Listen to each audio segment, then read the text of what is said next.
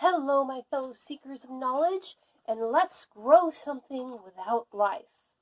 To start off, first we are going to need three, only three because I have three different salt crystals to experiment with. Two different salts and a sugar. Now, sugar is very different from salts, and we probably might not see anything in this video, but we might be able to see it by the end of the week. Here we have 3 mugs. I chose mugs because mugs are capable of handling boiling water very well, and the water that we will be using is just under boiling, so you will probably need your parents' permission and attention to do this one. I chose 3 canning jars because they also handle hot water very well, and then you need something for the crystals to grow on. I chose a wooden dowel because it's very rough, but you can suspend string from the top of the container.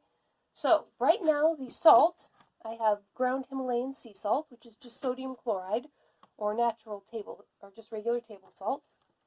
Then we have magnesium sulfate, which is Epsom salts, which I used to soak my feet in, but it's used for many different things. And then we have sugar, which is a very different crystal. It is an organic crystal, not a metal crystal like the salts. So, we'll see how that makes things different. We're going to start off with half a cup of each. Whoops. It looks like we're also going to start off with the teacher being a bit clumsy. So, I'm going to take this over here where I can get a good scoop at it. 1/2 a cup of pink Himalayan sea salt. I'm going to set this off to the side. 1/2 a cup of magnesium sulfate. This is a salt, just like the ones you saw in the video on the molecular structure of salt. You'll note the crystals are a little bit larger. Now, our goal is to make a super saturated solution. Now, for the sugar,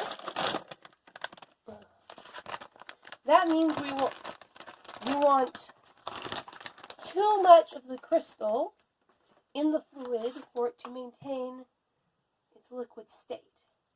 So remember how I told you in the salt video that once there are too many molecules or too many atoms of salt, and in the sugar case it's molecules of sugar, in the water, it will form crystals again, even though it's in water. And that's why you get salt or sugar crystals at the bottom. So, but if you make the water hotter water can hold more atoms of salt or molecules of sugar. So that's why we're using water that's just under boiling.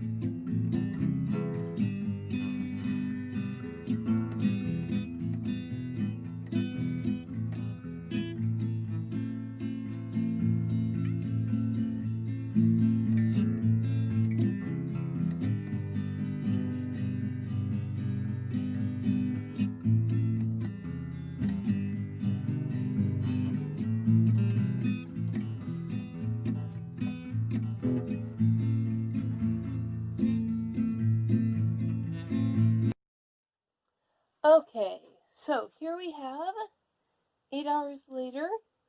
I don't really see any crystals forming yet. So what we're going to do is we're going to add some seed crystals.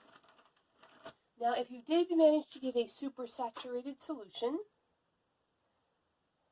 there may not be any crystals to form a nucleus of new crystal growth. So what I'm going to do is add what we call seed crystals. This just provides a base, a foundation for new crystals to grow.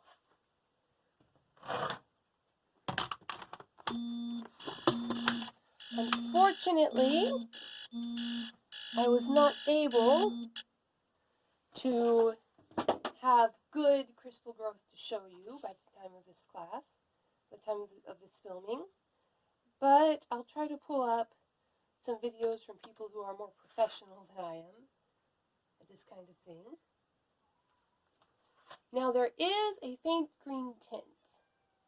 So there, we might be seeing the beginning of crystal formation on the magnesium sulfate stick, but I just don't know. So hopefully I'll be able to show you some crystals by the end of this week when we do our final class. But if not, this is how you start to grow your own crystals, and I will link to some very good crystal growing websites.